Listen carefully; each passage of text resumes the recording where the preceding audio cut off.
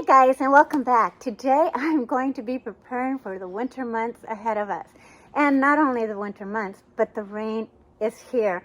I am in the Northwest, and so our rainy season has started to come down, and it's supposed to rain today. So I'm hopefully going to be able to do this nice and quick and take advantage of this really nice weather. Now, if you're new to my channel, my name is Juanita. I'm with J Excursions, and I'm all about getting out, and getting active, and hopefully to inspire you to do the same, whether it's inside or outside. But today, what I'm going to do to stay active is I'm going to be preparing my small pergola for the winter months and for the rainy season. Now, I want to do some stowing this year. I want to winterize some plants in there. So I got a lot to do before I put up my canvas walls. But I'm also going to be talking about my canvas walls today because I'm constantly being asked, what size are my canvas walls? And where did I get my canvas walls? So I'm going to be talking about that, and I'm also going to be sharing with you what I would do different if I was building that pergola today, because there are things that I could have done different and been less maintenance. So with that, you guys, I'm going to get started because it is going to rain here soon, and hopefully it doesn't get you all wet. Okay, let me get started. This is one critter that's going to be outside here very soon. The spiders are getting bigger this year. Okay, it's time for you to go somewhere else. Go on. Come on.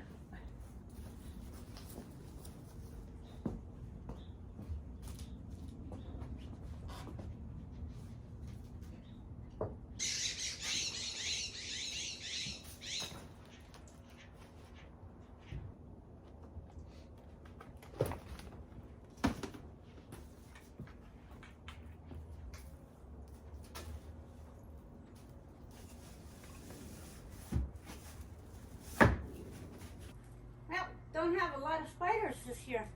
Thought I did. But I do have them here.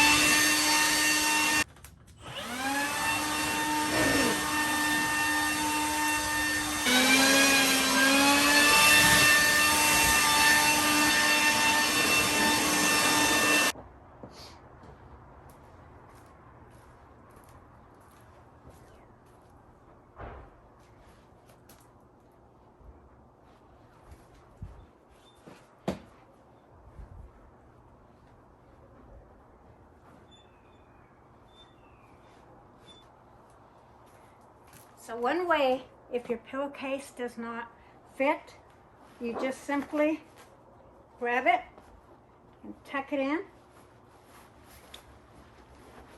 and smooth it out.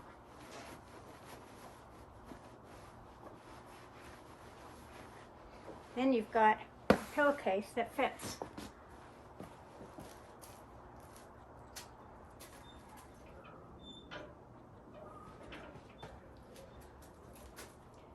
Everybody needs a little throw, so I'll be putting that there.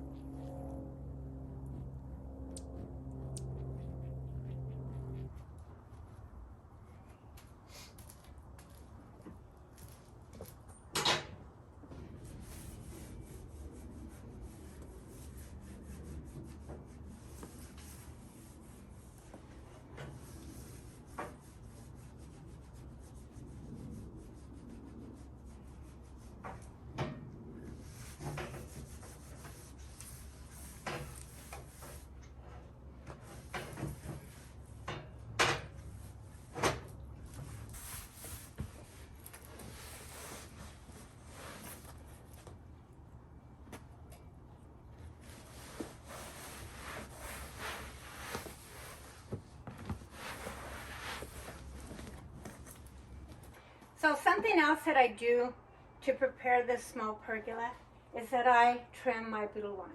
Last year, it just got huge. If you haven't seen that video, I'll clip it up here for you.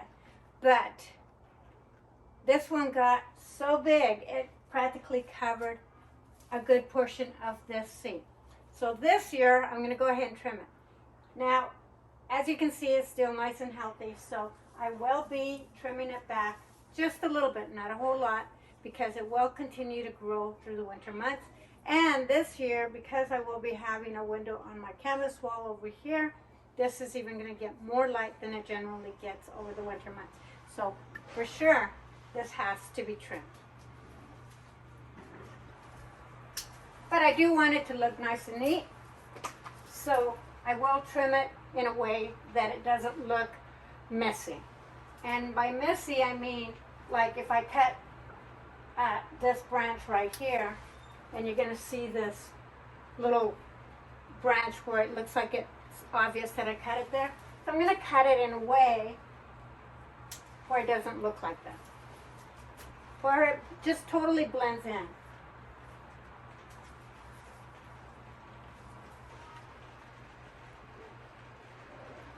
This one here is considered more of a tropical Abutilon, and so having it under shelter is a perfect spot.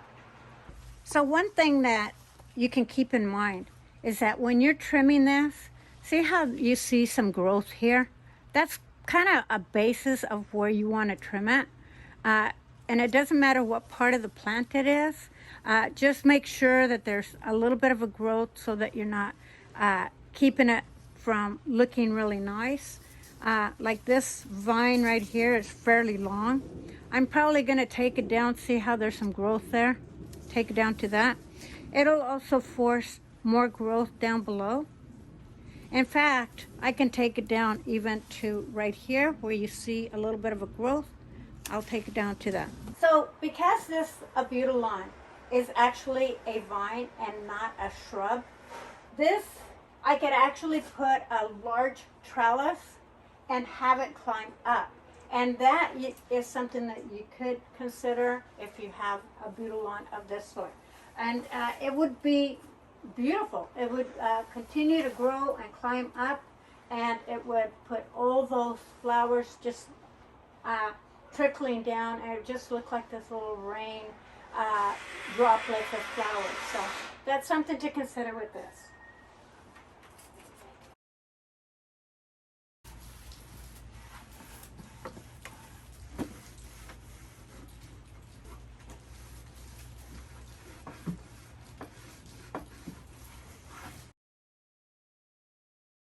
Okay, so it has officially started raining. That is something we were expecting anyway, so it's okay.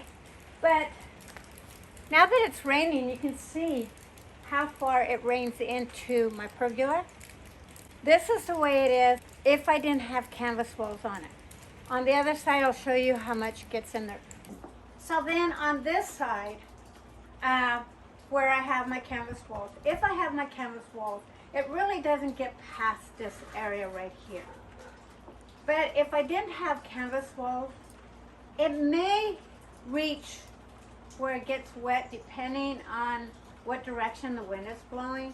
Sometimes it may come in as far as about right here where my toe is. But, you know, that's just a simple fix because I just move this up a little bit. But this is waterproof, so it's not going to really make any difference if it gets wet or not.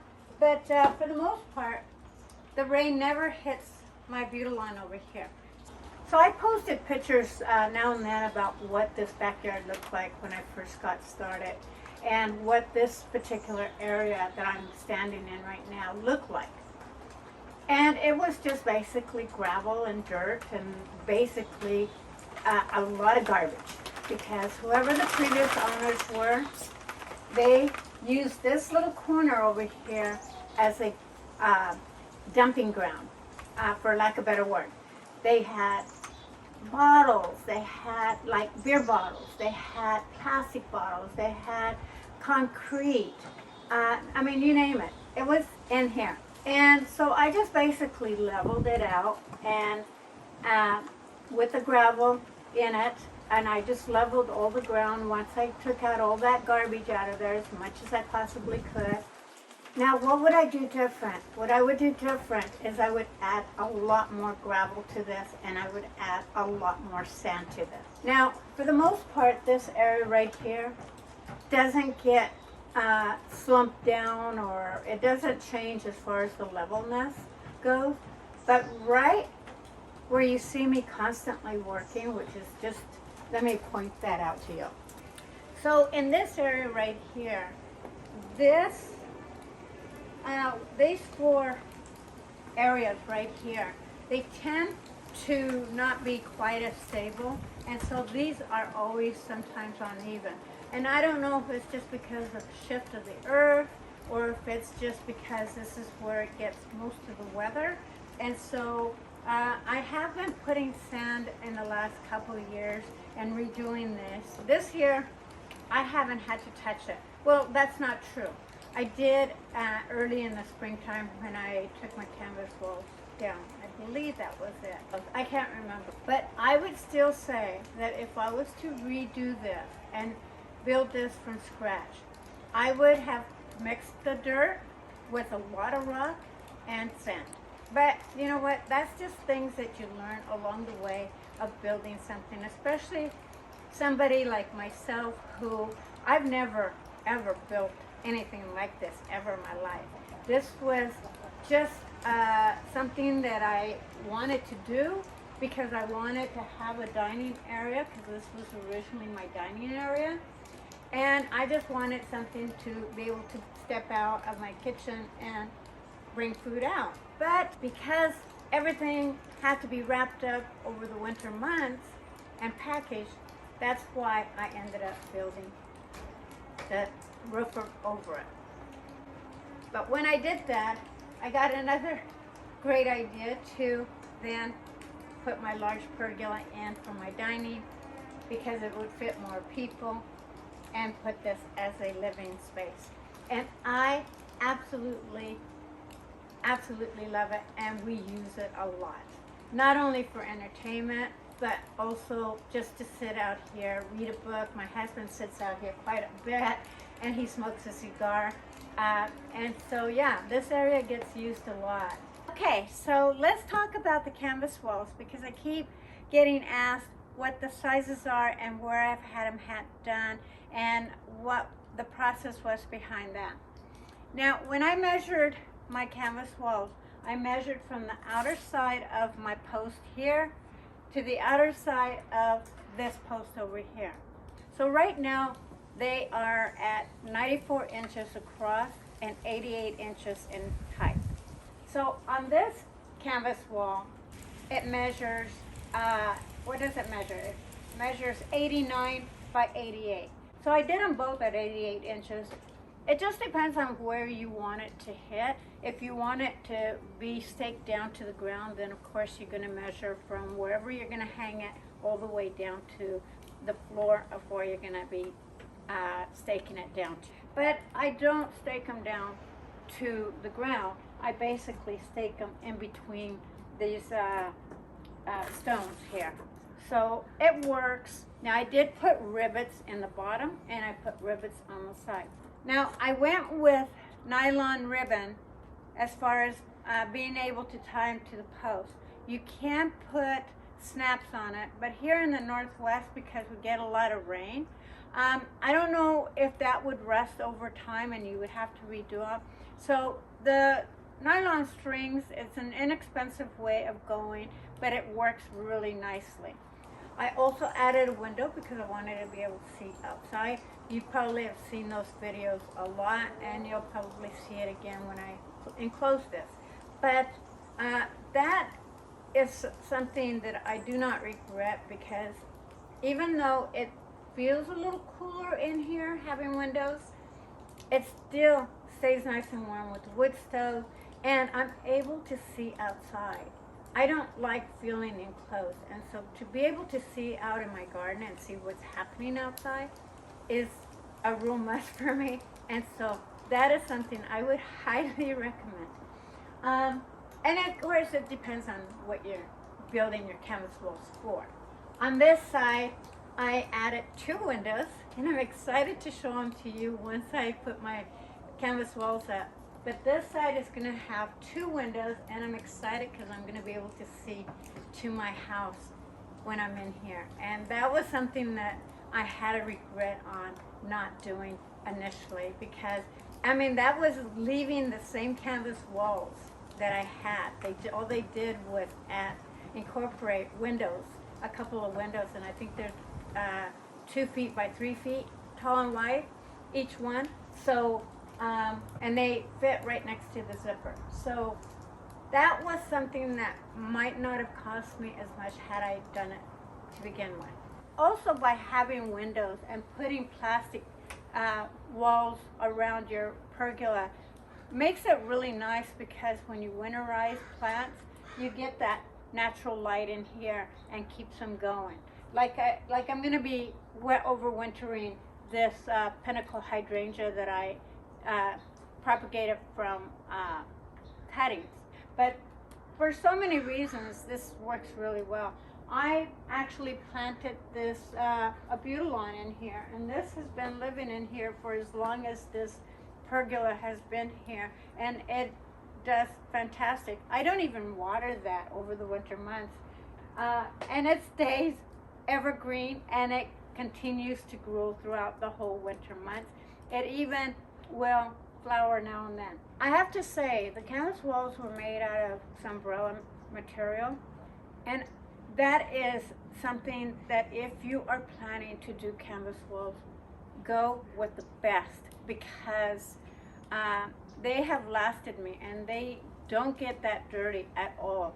With the wind, the dirt, and everything that they get punished with over the winter months, they are only somewhat dirty down below. Outside of that, they have stayed clean. They don't fade, and they are fire retardant. So that's a really plus all the way around. So going with umbrella material is definitely the way that I would go with. Now, as far as the width and the length on this pergola, the width is 136 inches wide, and it's 162 inches in length. Now, that's not a perfect square, because obviously this was rounded off because of and now that I have my wood stove and even extending it out, it still has a area where I planted my wild rose. I have my tree over here. Now, the reason why I went with this design when I designed it was because clearly I have a big tree that I wanted incorporated with. So because of it having to be elbowed around it, which when I had the guy do that, he just couldn't wrap his head around why I wanted to do that. But it has worked out beautifully, and the tree is part of the inside as well. I went ahead and mimicked this side to this side.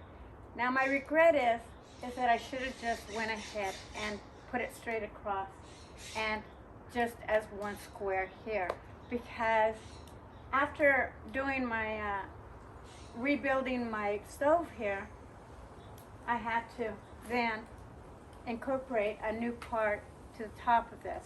And the reason why I wish that I would have went straight across is because I don't, now that I have a roof over this area, the wind and the rain doesn't come in here. I mean, it doesn't even get anything wet. I don't know if it gets the back of this wet. It doesn't even get the back of this wet.